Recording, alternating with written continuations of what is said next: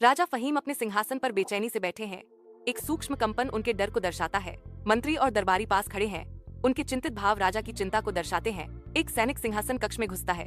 उसकी आपाधापी भरी खबर नाजुक शांति को भंग कर देती है। सैनिक दुश्मन के हमले की घोषणा करता है। शब्द विशाल हॉल में भयावह रूप से गूंजते हैं। राजा फहीम स्पष्ट रूप से कांपते हैं। उनका शाही स्वभाव आसन्न खतरे के भार से बिखर रहा है। उसे घबराहट होती है, क्योंकि राजा फहीम छिपने की जगह की तलाश में बेतहाशा खोज करता है। उसका डर अब उसे पूरी तरह से खा रहा है। महल के तहखाने में राजा फहीम शरण लेते हैं। राजा फहीम डर से कांपते हैं, क्योंकि युद्ध की आवाजें करीब आती हैं। उनका चेहरा दहशत का मुखौटा है। राजा फहीम ने अपने हाथों को कसकर पकड़ा। उनके होठों पर एक मौन प्रार्थना बन रही थी।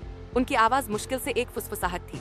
राजा फहीम विनती करते हैं, कृपया इसे समाप्त होने दें, हमें बख्श दें। राजा फहीम के चारों ओर युद्ध की दूर की गड़गड़ाहट गूंजती है, जिससे उनकी निराशा बढ़ जाती है।